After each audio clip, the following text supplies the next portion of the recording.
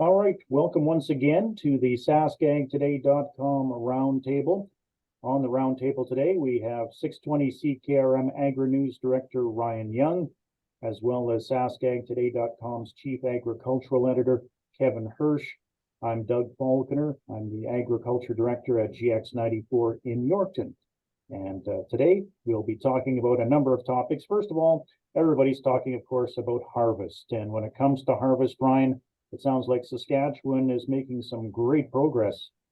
Yes, absolutely. Provincially, we're at 91% complete, which is up 9% from the previous week.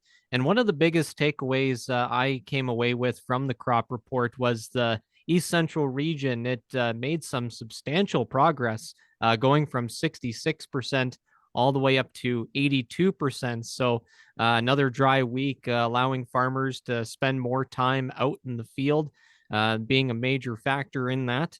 And pretty much the Southwest and West Central are done, 98 and 97% respectively. And everybody else is catching up for the most part. They're kind of in the high 80s, low 90 percentile. So it's been pretty good overall. 91% for Saskatchewan and 76% for Manitoba. Kevin, what's your take on that? Yeah, that's amazing. And we're way ahead of the 5 and 10 year averages in Saskatchewan. Though looking at some of the weather forecasts, looks like some rain moving in. I'm not sure what it is for East Central, Doug, but that could, what's remaining to be harvested could be delayed a little bit if some of those rain ramifications materialize. But areas that are done, sure, we'll be glad to see any precipitation that comes because we continue to dry out.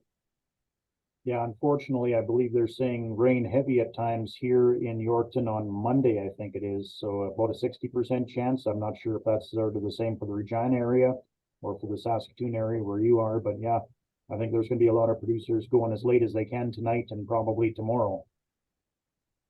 Yeah, I would agree. Something else we wanted to talk about this week was Bill C-234, and APAS has been calling on the senators to get going on this bill. Ryan, you spoke with Ian Boxall on that? Yes, I did. It was on Thursday when I called. He had just wrapped up talking with the Senate Ag Committee virtually. So I got his take on, his experience with the Ag Committee. He said it went very well. He spent the first 5 minutes just going over his open letter that he wrote to Saskatchewan senators and to the senators as a whole. Just talking about the reasons why that this bill should be passed. He mentioned innovation being a key thing and that farmers are innovators and great stewards of the land, especially when there's no government pressure. And given the current circumstances right now, propane, natural gas, those are the two current sources of energy that are needed right now to deal with grain drying and heating barns. So those were some kind of the things that he talked about, and he's hoping that the bill will be passed as soon as possible. Now, I've never read the legislation, and Ryan, I know you followed it closely, whether you'd know this or not, but I'm always curious how they're going to separate it out, because obviously if you've got natural gas coming into your farmstead, you're probably also heating your home with it, or using it for other uses that aren't either heating barns or drying grain. I wonder how they'll separate the two, or whether there'll be declarations required similar to what is required for gasoline and diesel. Yeah, it's kind of an interesting question there. I know when it comes to reading the legal language of the bill, that can be a little difficult to process and try to simplify into everyday terms. But that would be one question I would ask the Senate committee as well is, how is that going to work out and kind of go from there? I know that there was a point made by one of the Alberta senators. She was told by government officials on Thursday that how the rebate, for example, kind of worked out. It was based apparently on expenses as opposed to how much propane or natural gas you actually use, among other things. So it'd be kind of interesting to see how that kind of works out, if it's a similar formula or not. I guess that's a question that has to be answered by the committee. And I've seen some analysis suggest that even after and if this is passed into law, which it seems to be the case, whether it will actually be enforced, or whether it's just going to sit and languish and not actually be implemented. Because there have been instances when legislation like this has been passed, but didn't result in immediate changes when it's a private member's bill. So yes, it'll be interesting to watch. An interesting segue there is we took out GX94 supper in the field on Wednesday to Willowbrook, and our winner was APAS Vice President Bill Prabilski. And we did our interview with him standing beside his grain dryer, which runs on propane, which he said he'd already put 80,000 bushels through this fall. So it's being used, and it's quite a significant expense, I would imagine, as well. Well, the GST portion on natural gas can be surprisingly high, but really interesting that in a relatively quick harvest and relatively dry harvest like this compared to some we've had, that Bill would have had that sort of commitment to drying grain. That's interesting. Something not realized by people who farm where I farm, where drying grain is a much more rare thing.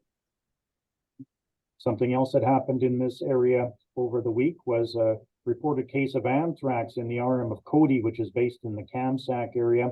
I had a chance to speak with the Chief Veterinary Officer for the Saskatchewan Ministry of Agriculture, Dr. Wendy Wilkins, about that, and she filled us in. They said the cow had been found on Monday in a pasture near Kamsack, obviously, and that there were actually 2 other suspected deaths that didn't get tested, but they suspect it was anthrax as well.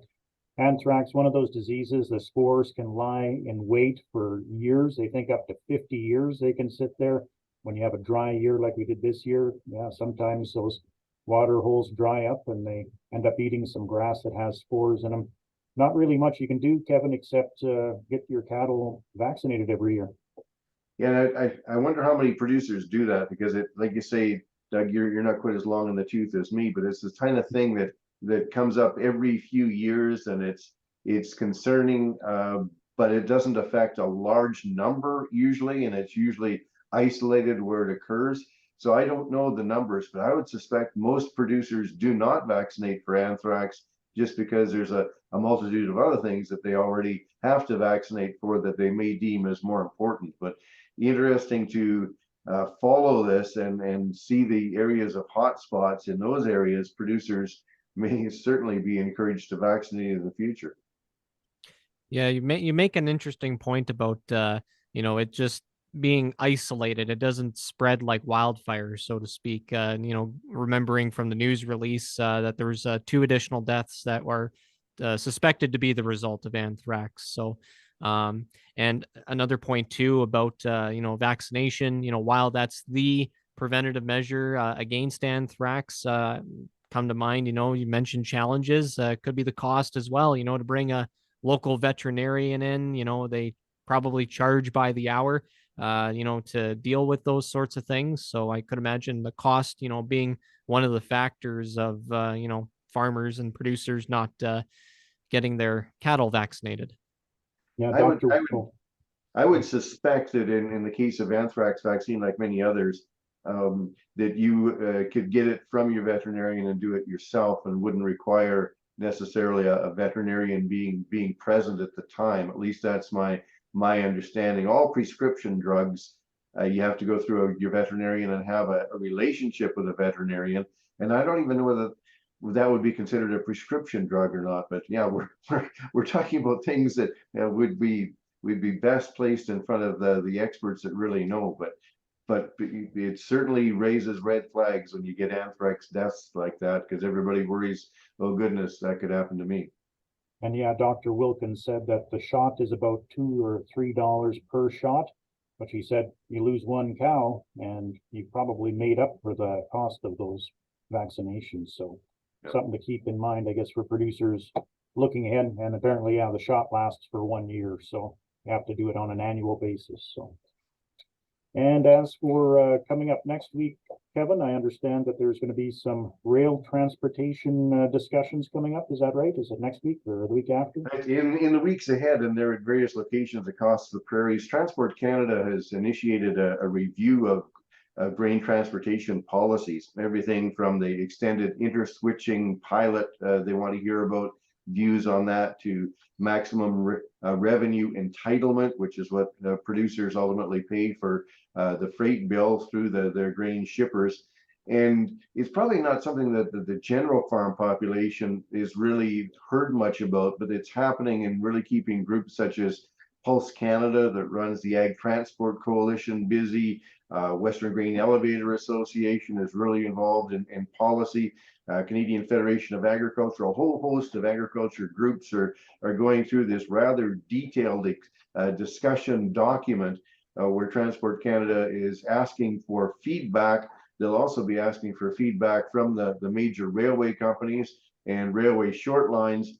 Whether this will actually result in any changes in the near term is doubtful, because we have a new transport minister in Ottawa, and the current government is also nearing the end of its mandate as far as introducing new legislation. But these sorts of discussions do remain within the bureaucracy of Transport Canada, and eventually, if they can make sense of it, may manifest themselves in changes in transport policy going forward. Do you have any expectations or any kind of questions going into these sorts of meetings, Kevin?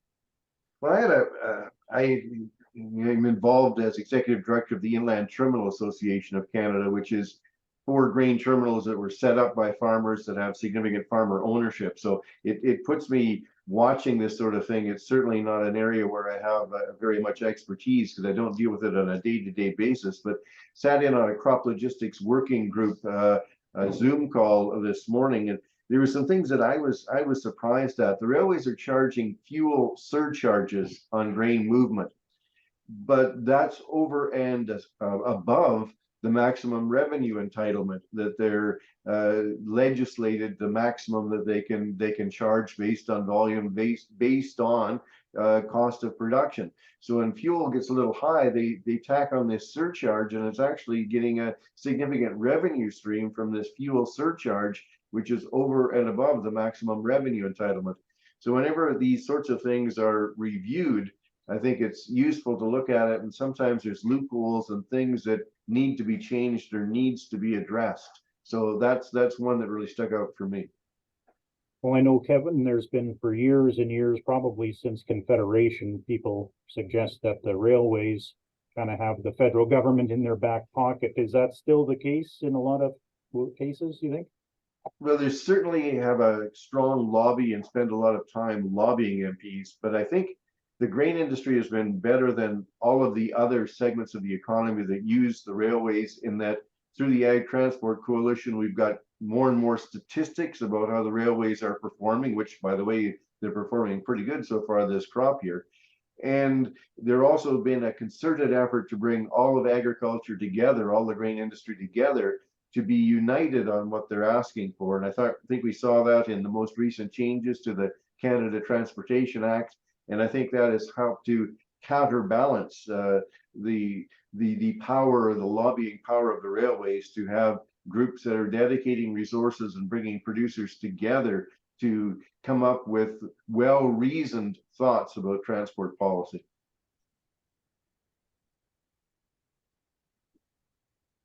Anything else on that you wanted to add? No, we could spend a lot of time going through the individual discussion. The discussion document is some 18 pages of pretty dry reading, but so I won't bore you further. I'll try to pull out more tidbits maybe for future discussions. Well, if it's a dry reading, you won't need a grain dryer for it then. And you won't have to pay any GST on that. All right. Well, I think that'll do it for this week. This has been the SaskAgToday.com roundtable with Chief Agricultural Editor Kevin Hursh and 620 CKRM AgriNews Director Ryan Young. I'm GX94 Agriculture Director Doug Falconer saying so long until next week.